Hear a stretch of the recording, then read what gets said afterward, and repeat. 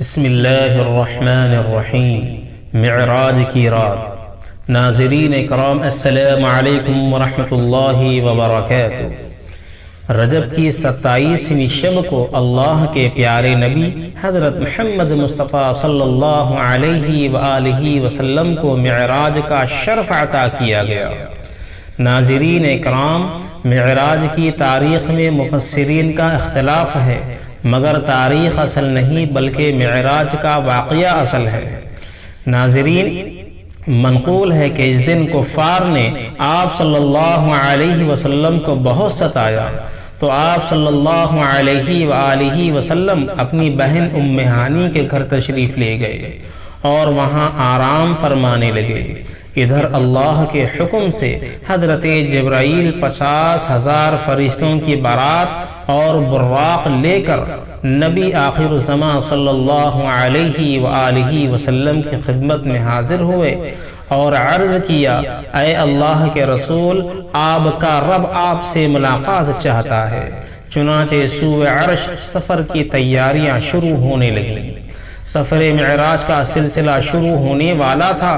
نبی رحمت کی بارگاہ میں براق حاضر کیا گیا، جس پر حضور صلی اللہ علیہ وآلہ وسلم کو سوار ہونا تھا، مگر اللہ کے پیارے محبوب نے کچھ توقف فرمایا۔ جبرائیل امین نے اس پس و پیش کی وجہ دریافت کی تو آپ نے ارشاد فرمایا، مجھ پر تو اللہ رب العزت کی اس قدر نوازشات ہیں، مگر روز قیامت میری امت کا کیا ہوگا؟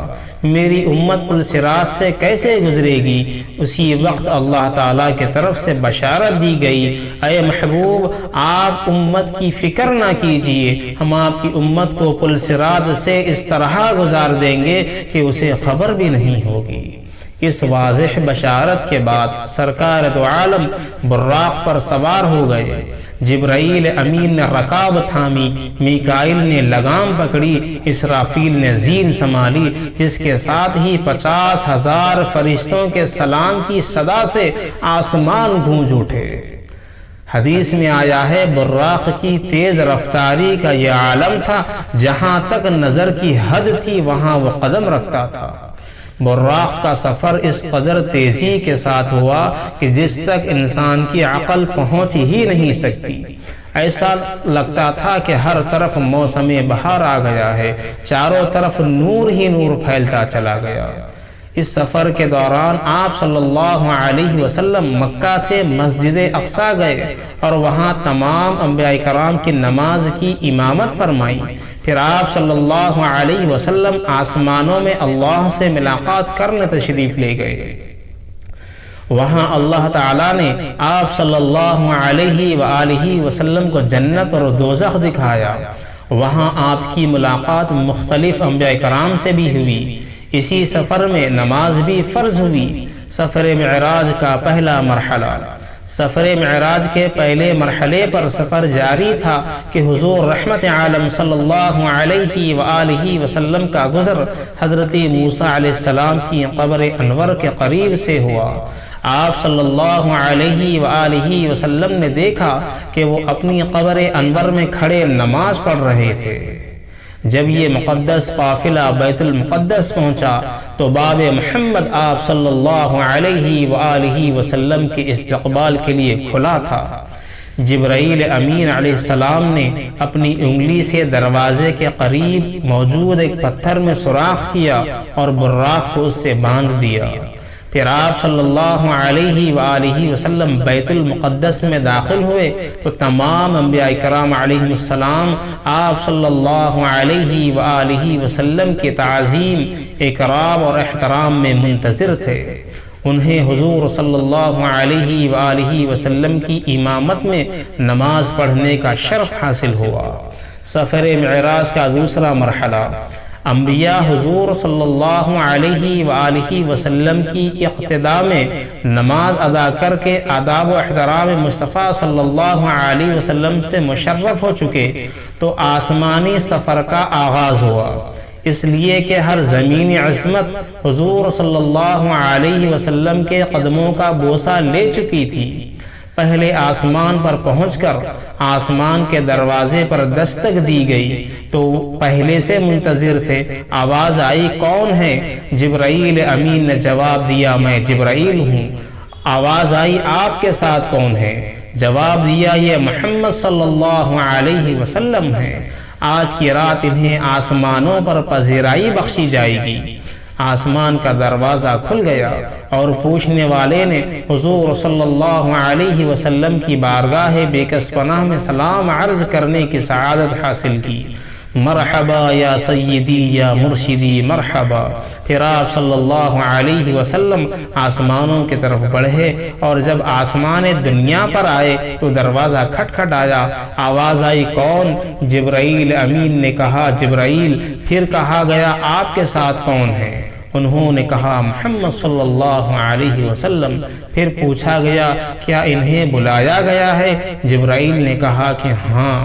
آواز آئی، خوش آمدید، کتنا اچھا آنے والا آیا ہے۔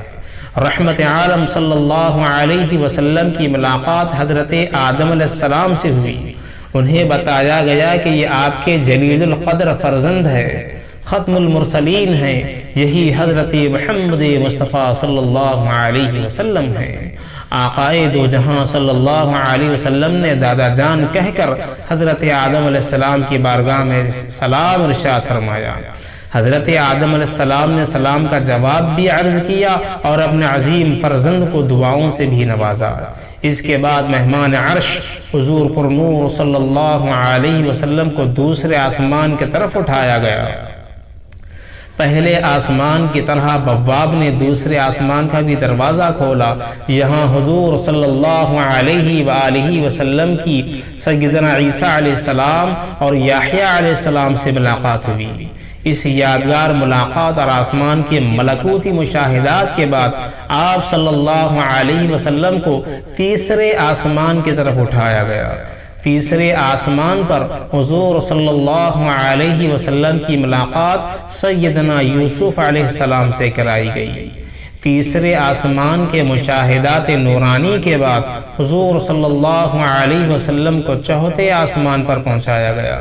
چوتھے آسمان پر تاجدار کائنات علیہ السلام کی ملاقات حضرت ہارون علیہ السلام سے کرائی گئی۔ اسی طرح حضور صلی اللہ علیہ وسلم سفر معراج طے کرتے ہوئے چھٹے آسمان پر پہنچے اور سیدنا موسیٰ علیہ السلام سے ملاقات ہوئی۔ حضرت موسیٰ علیہ السلام کی چشمان مقدس اشکبار ہو گئیں۔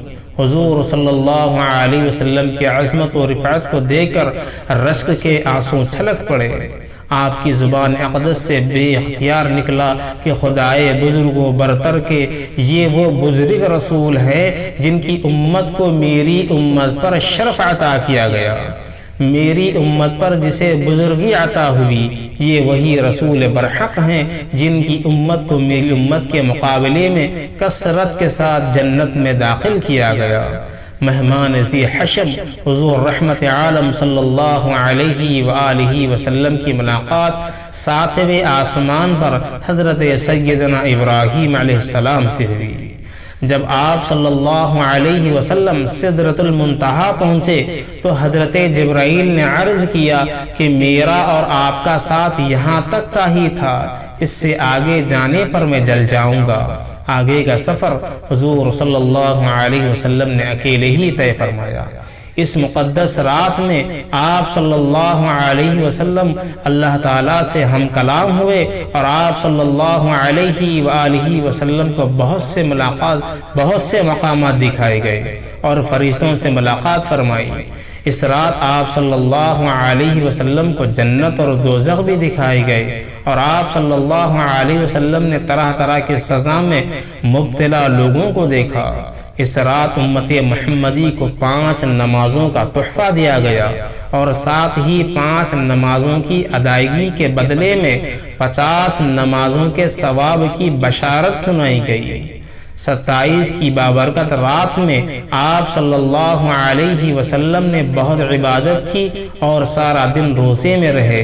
اس دن کی عبادت کو بہت زیادہ درجہ دیا گیا ہے۔ شب معراج پر یقین رکھنا ایمان کا حصہ ہے۔